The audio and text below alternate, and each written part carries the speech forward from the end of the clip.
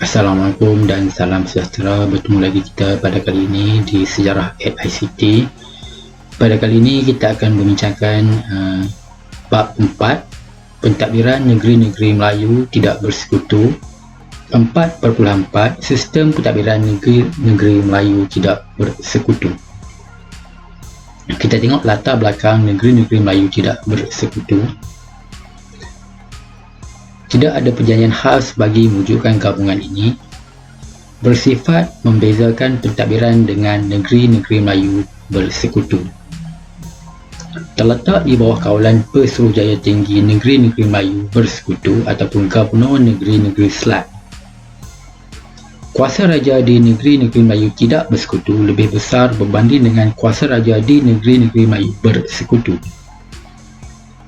Pemerintahan raja yang lebih luas ataupun bebas, mempunyai kuasa autonomi. British gagal menggabungkan kedua-dua sistem pentadbiran sebab tentangan Raja Melayu di negeri-negeri Melayu tidak bersekutu. Pentadbiran berasingan negeri-negeri Melayu tidak bersekutu dengan negeri-negeri Melayu bersekutu berterusan hingga Perang Dunia Kedua. Pentadbiran negeri-negeri Melayu tidak bersekutu bersifat longgar, tidak ditadbir sebagai satu unit pentadbiran yang tunggal. Pentadbiran negeri-negeri Melayu tidak bersekutu. Kita tengok pentadbiran di negeri Perlis. Penasihat British terlibat secara langsung dalam pentadbiran dan turut melibatkan pembesar tempatan. Majlis Mesyuarat Negeri menguruskan pentadbiran yang dipengerusikan oleh Raja. Kakitangan Perkhidmatan Awam terdiri daripada orang Melayu. Pada tahun 1931, hanya 3 orang pegawai Eropah dalam pentadbiran di Perlis. Setiausaha kerajaan merupakan pegawai tadbir terpenting. Pentadbiran di negeri Kedah. Penasihat British terlibat secara langsung dalam pentadbiran dan turut melibatkan pembesar tempatan.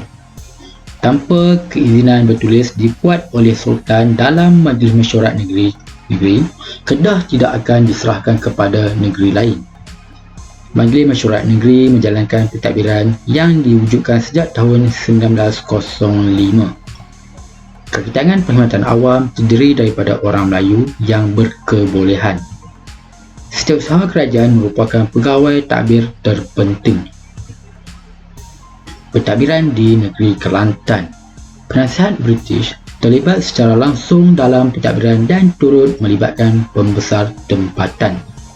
Majlis Mesyuarat Negeri dipengerusikan oleh Sultan dan penasihat British merupakan anggota majlis. Kakitangan Perkhidmatan Awam terdiri daripada orang Melayu. Pegawai Eropah dihadkan memegang jawatan tertentu sahaja. Menteri Besar memainkan peranan penting dalam pentadbiran negeri. Pentadbiran di negeri Terengganu. Pentadbiran negeri berlandaskan undang-undang bagi diri Kerajaan Terengganu yang diluluskan pada tahun 1911.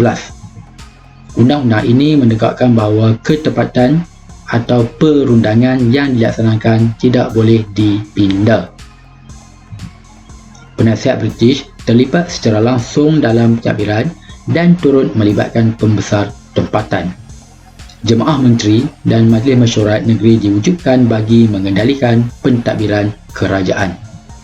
Kakitangan Perkhidmatan Awam terdiri daripada orang Melayu. Pegawai Eropah dihadkan dalam pentadbiran. Pentadbiran di negeri Johor. Undang-Undang Tubuh Kerajaan Johor 1895 dilandaskan. Sultan tidak dibenarkan untuk menyerahkan negerinya kepada kuasa asing. Menteri Besar menguruskan pentadbiran, manakala setiausaha negeri terdiri daripada orang Melayu yang menjadi jurucakap kerajaan rasmi. Sultan dibantu oleh Majlis Mesyuarat Menteri dan Majlis Mesyuarat Negeri menjalankan pentadbiran. Dalam perkhidmatan kerajaan Johor, orang Eropah dan orang Melayu dilayan sama taraf. Orang Melayu yang berkelaikan diberikan keutamaan bagi memenuhi jawatan pentadbiran. Ini merupakan lawatan Pesuruhjaya Tinggi British ke Kuala Terengganu pada bulan Julai 1909 bagi meluaskan kuasa mereka, di mana Sultan Johor bersama-sama askarnya dalam perayaan hari ulang tahun keputeraan baginda yang diadakan di Singapura pada tahun 1885, dan Sultan Johor telah menubuhkan askar Timbalan Setia Negeri Johor yang menunjukkan pemodenan negeri Johor. Kita tengok aspek utama perkembangan pentadbiran.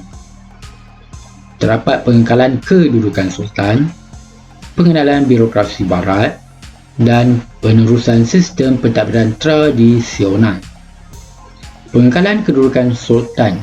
Perubahan yang berlaku dalam sistem pentadbiran di negeri-negeri Melayu tidak bersekutu tidak mengubah kedudukan Sultan. Sultan masih kekal sebagai puncak kuasa dalam pentadbiran negeri. Sultan mempunyai kuasa terutama dalam hal berkaitan dengan agama Islam dan adat istiadat Melayu. Kedudukan pembesar dikekalkan meskipun bidang tugasnya telah berubah.